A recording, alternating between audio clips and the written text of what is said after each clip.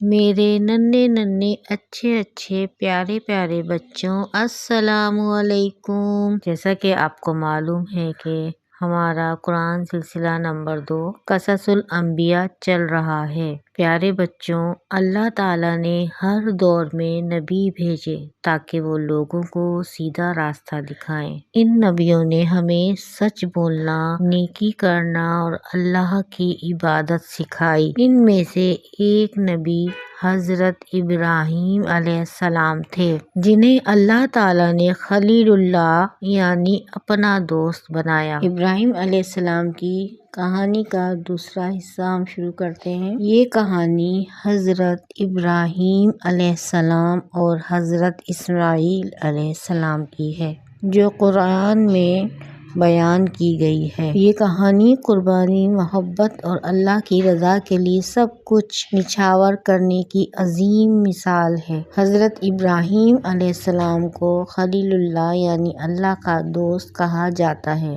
ان کی زندگی ایمان، قربانی اور اللہ کی محبت سے بھری ہوئی ہے۔ بچوں، حضرت ابراہیم علیہ السلام کی کوئی اولاد نہ تھی۔ وہ اللہ تعالیٰ سے دعا کرتے رہے اور اللہ نے انہیں بڑھاپے میں حضرت اسماعیل علیہ السلام کی صورت میں ایک بیٹا عطا فرمایا۔ حضرت ابراہیم علیہ السلام اپنے بیٹے سے بے حد محبت کرتے تھے، مگر اللہ کی محبت ان کے دل میں سب سے زیادہ تھی۔ ایک دن حضرت ابراہیم علیہ السلام نے خواب میں دیکھا کہ وہ اپنے بیٹے حضرت اسماعیل علیہ السلام کو اللہ کی راہ میں قربان کر رہے ہیں۔ نبیوں کے خواب اللہ کی طرف سے سچ ہوتے ہیں۔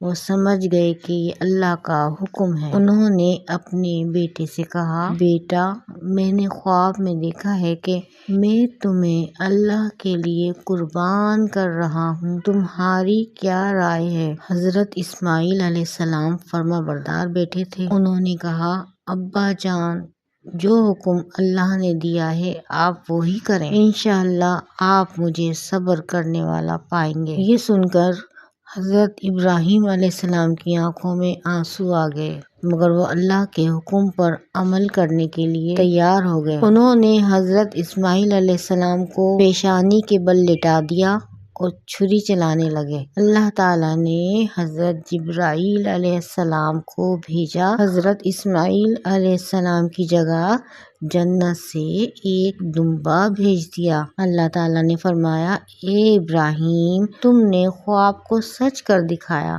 ہم نیک لوگوں کو اسی طرح آزماتے ہیں، اور ہم نے اسماعیل کو بچا لیا اور اس کے بدلے میں ایک عظیم قربانی دی۔ یہ قربانی اللہ کی محبت کی سب سے بڑی مثال بنی، اور اسی کی یاد میں آج بھی مسلمان ہر سال عید الاضحیٰ پر قربانی کرتے ہیں۔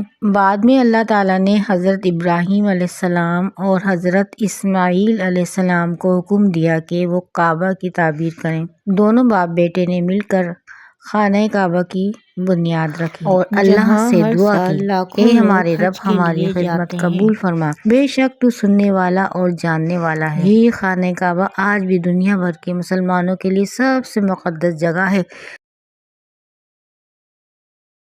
قرآن میں اللہ تعالیٰ فرماتے ہیں سورہ نساء میں، وَاتَّخَذَ اللَّهُ إِبْرَاهِيمَ خَلِيلًا، اور اللہ نے ابراہیم کو اپنا دوست بنا لیا۔ حضرت ابراہیم علیہ السلام کو خلیل اللہ کا لقب اس لیے ملا کیونکہ وہ ہر حال میں اللہ پر ایمان رکھتے تھے، اس کی رضا کے لیے ہر قربانی دینے کے لیے تیار تھے، اور انہوں نے اپنی پوری زندگی اللہ کی بندگی میں گزار دی۔ ہمیں بھی ان کی طرح اللہ کی محبت میں سچائی، صبر اور قربانی کا جذبہ پیدا کرنا چاہیے۔ بچوں، اگر آپ کو یہ باتیں پسند آئیں تو ہمارے چینل کو سبسکرائب کریں اور ویڈیو کو لائک اور شیئر کرنا نہ بھولیے گا۔ دعاؤں میں یاد رکھیے گا۔ اللہ حافظ۔